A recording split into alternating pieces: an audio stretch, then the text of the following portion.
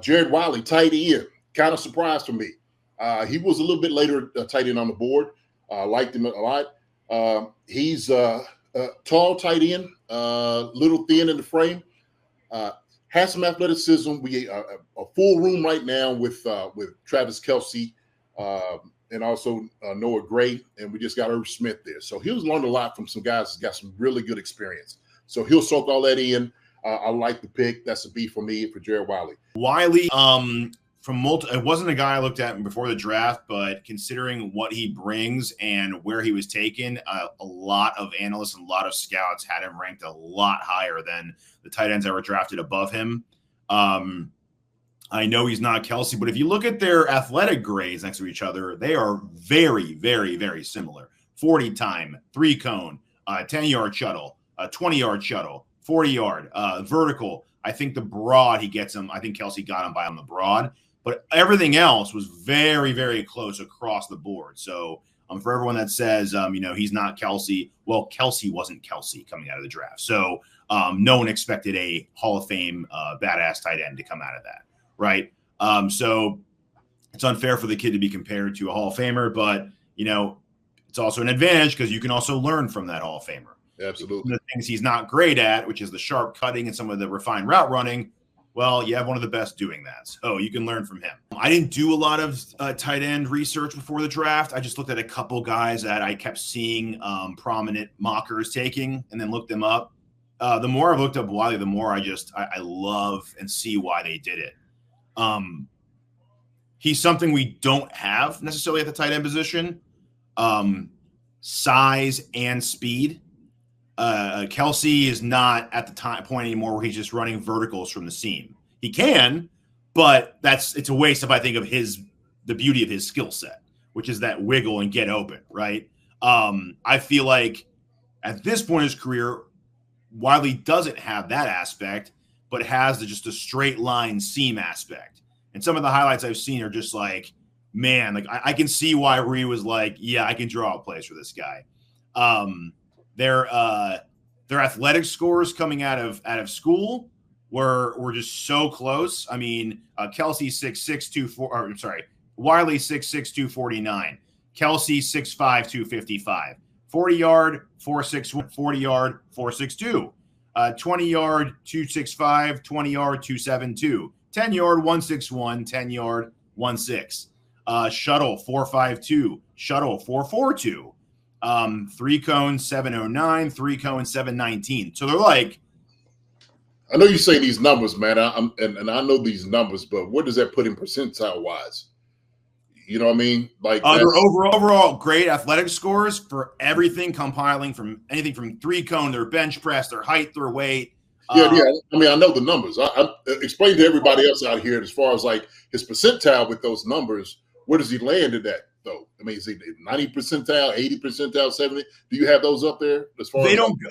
So this one just takes an overall score and gives you a color grade. He grades green. Him and Kelce both graded very, very green. Mm-hmm. Overall, Kelce's overall relative athletic score was 9.29. Wiley's is 9.30. So like when I say they're neck and neck, they're like identical. The one negative, the only red that Wiley has on his entire chart, 2 reds. His shuttle was just okay, and his weight for his height is okay.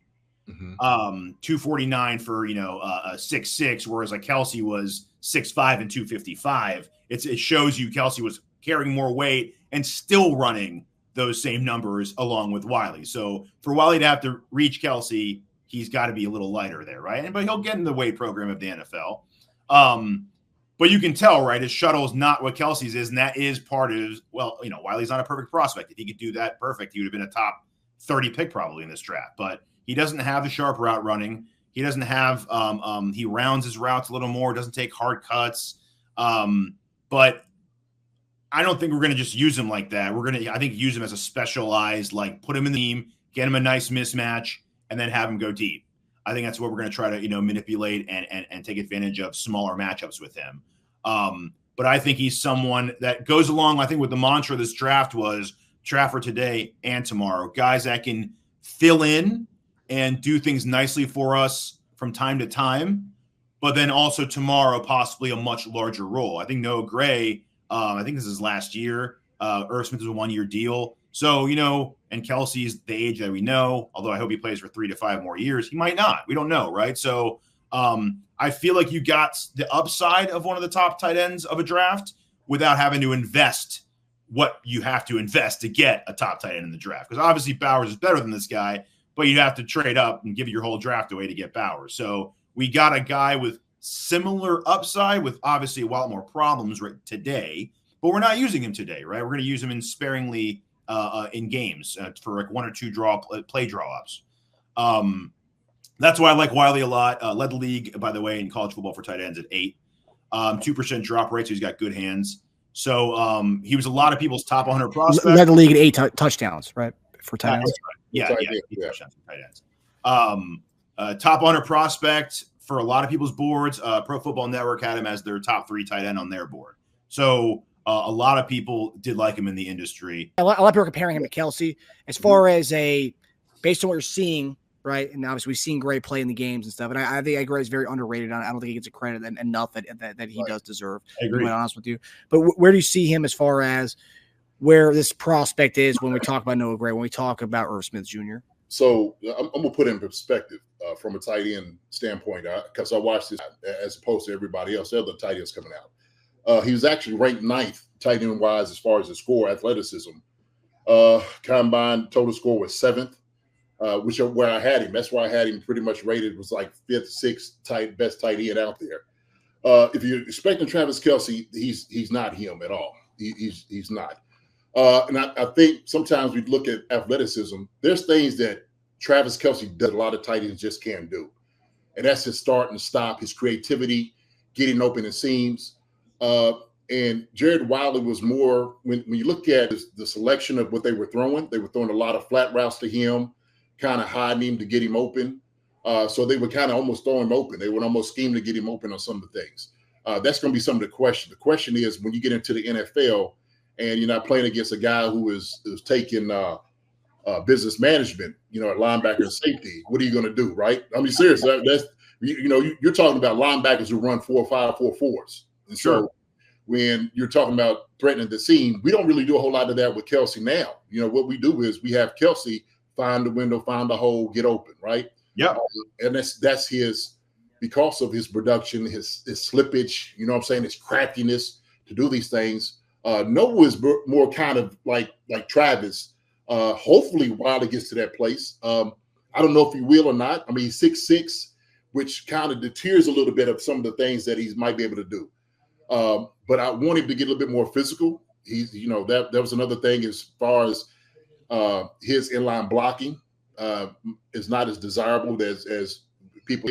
But I do like the pick. I think he's more kind of your primary tight end, your basic tight end, which you usually deal with, right, in the league. So when you see these other tight ends out here, how they're so different from Travis Kelce. Travis Kelce is a different animal altogether, right? You're not seeing tight ends getting 100 balls a year, 1,000 yards and stuff like that. You're not really seeing that. And so there's some elite guys in tight ends at their rank.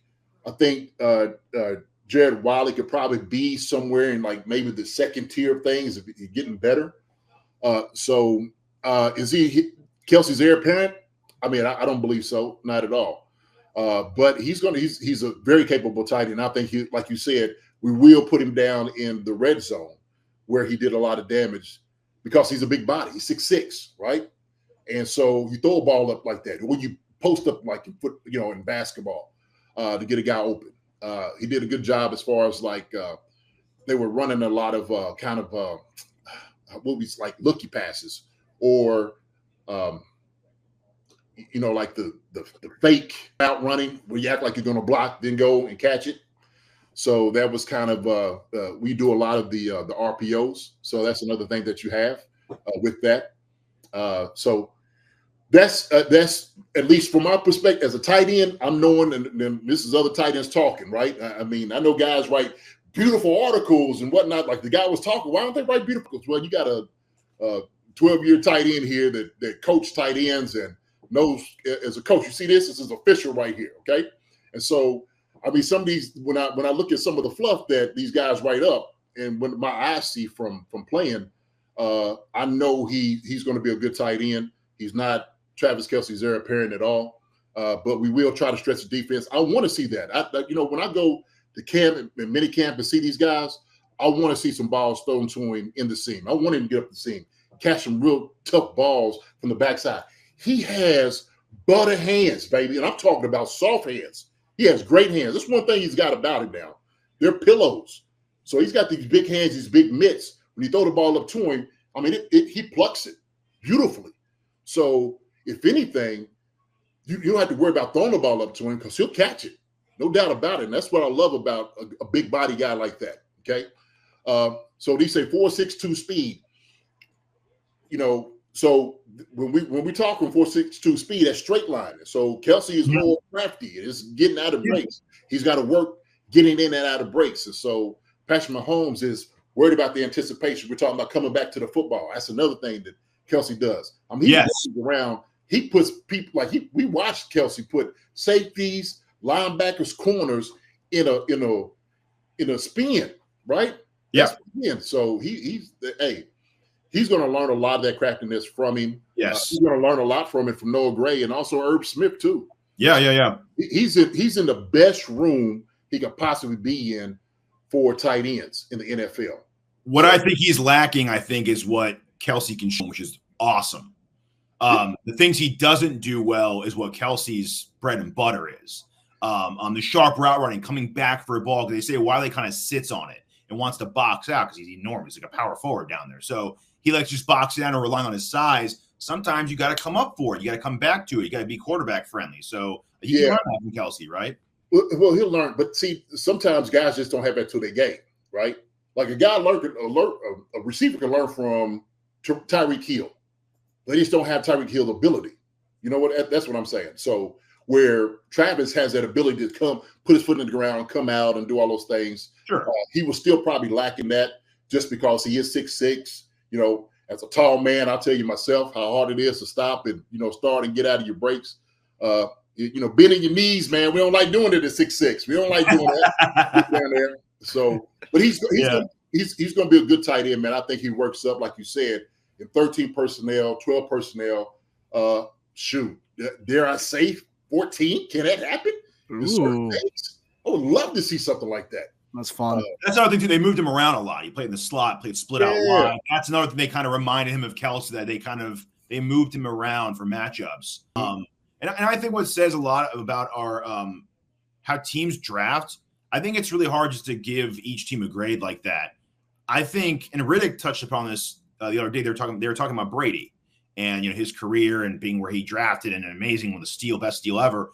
And he talked a lot about situation is so important for these guys. Yes, going to the right team, going to the right coaching staff. And I think he's going to a perfect place, a team that's just not going to throw him out there and be like, you look like Travis Kelce, now play like him. It's not that simple like that. And that's what you're saying. It's stupid. I don't care if its RAS is nearly identical and he's big and strong and fast and he caught a million balls and led the league in college football and tight ends. Like, putting guys out there at the right situation. We have what people are calling the best quarterback of all time. Dude hardly played his first year. So, to show you, it's like when you're coming to the Chiefs, you're like, you might be the best eventually of all time. That guy is looking like the best of all time. He didn't even play. So sit down, shut up, learn, know your deficiencies, and work on getting better at them while we use your strong suits in a game situation. We know you're good at this, so we're going to have you do this, but you need to be working on those things all the time if you want to maybe take over that guy's position eventually. Yeah, and so like Al Saunders, when he came on the show, he said exactly, I'm not going to ask guys to do something that they just can't do. As much as you work on it, you just might not have an ability just to do it. So, me and Gonzalez, don't ask JD to go do, a spin route or something like that when we have Gonzalez to do those things, right? And so I can learn or the same thing, but I'm blocking the 9 technique. Don't put Gonzalez in the duet. Put JD to do it, right? Yeah. His joke is 275 and will fold your neck up. That's the guy you want to put in for that guy, right? So well, that's why I said they're not going to have. Why would you have Kelce running seam verticals? Like that's a waste of his energy. Yeah, that's 3 to 4, short routes he could be getting first downs on if he runs, a bunch of verticals out there. Like don't have him do that. Why would you? Right. So yeah, this would be good. Like I said, in the red zone, you definitely put a big body in. I think that it works for us. But we've been waiting for a big body receiver, even when we had my man that got hurt. I hate tight end. Jody Fortson. Jody. Why did I forget Jody's name? Jody in there. Put him on the outside. We didn't really throw a whole lot of seam routes to him either as much as we should have. But Rashid Rice, we did throw some seams. We threw some things with him, right? But it's a different kind of athleticism. Yeah. But yeah, no, I like him. I do like him. I think he'll get stronger. No doubt about it. Everybody talking still like this Worthy, and Worthy than those guys, those fast guys are going to help out with those things as well, right? We know that. So it's another toy, as they say, for Andy to play with. Yeah, no doubt. Worthy right now is just like a toy, like a really nice, like he went to an auction. He got this fun little like a ATV that whenever he does go to the sand dunes, he's going to pull out that little buggy and have some fun for a day and then put it back in his garage and then go out there every couple of months. That's what Wiley is today. Today, on that depth chart, he's just a fun toy for him to play with every once in a while. I will say, too, I did hear complaints about his blocking from a few different publications, but I also read that he was rated the best pass blocking tight end, only allowing one pressure last year. So there is that's why. Huh? Probably wasn't staying home to block much. He's probably running routes. That's what I'm saying. Yeah, he might have. Yeah, I mean, yeah. I'm sure they take that into consideration, but it didn't look like he was bad at it because, I mean, for the 10, he may have done it. I mean, what did you see from his blocking? I mean, you're the blocking expert, so yeah, I see very little of it, and what I did see, I think he did a decent job. And it's the same thing when I look at his stance, because he is tall, he sets his butt down a little bit lower, so he's not able to push out, especially inline blocking as much. But he's going to be an athletic guy. If you need for him to do that, he will. I tell you who does it better than anybody else, man, and he is Noah Gray, right? He's another guy. Noah Gray is a guy, Irv Smith, that you have in the backfield, more of an H-back type of deal, that you probably want to have to use him like that as well, right? Only is what you just needed. So what they did with him, moved him a lot. If you move him in motion to come and block a defensive end or outside linebacker, sure, I think you do a pretty good job because he's athletic enough to move his feet to get that done. So I don't have any problems as far as doing that. But as far as like when they say best, pass blocking, I didn't really see a whole lot of it. I just didn't. So is that he only did 10 of them, didn't give nothing up? But on that thread where they posted that on Twitter, it gave the it was PFF Kansas City Chiefs on that thread where they said that. About 8 comments down is Jason Dunn 2.0 question mark. I heard that. I did, and I was just like, "Oh, don't do that. Don't do." Talk about expectations right there. That's why you're being hard on the guy. You saw it, he was like, "Oh hell no." Yeah. Hey, look. Hey, listen. All right, I'm a different animal totally, and I'm like, look, I blocked Hall of Famers. Those jokes you see. That's why you're getting a little extra grunt on him, huh? No, not at all. I'm gonna give a guy's due. The thing is, look, I'm gonna be fair and I'm gonna be truthful. You know what I mean? I'm not gonna fluff nothing up if the guy don't have. But if I'm sitting over there, I'm blocking Reggie White and all those guys, then shoot, that's a different thing altogether. I hope he gets there. Matter of fact, let me get a hold of him. I'll have him be a Jason Dunn 2.0. Mm-hmm. That way, all right? Yeah, I'll get that joke of me. So they got Tombo working with these guys. Let me fly out Kansas City, work with some of these tight ends and some of their blocking, man. Because it needs to be desired. And some of these jokers out here is atrocious on these teams, tight ends blocking. So tight end you tight end you at the end of summer. Yeah. Hi, everybody. Thanks for watching. Subscribe here to get the latest from the show. Also, be sure to check out the best clips from Chief Concerns. And if you prefer to listen to the show, subscribe and follow us on Apple Podcasts, Spotify, and anywhere else you get your podcasts.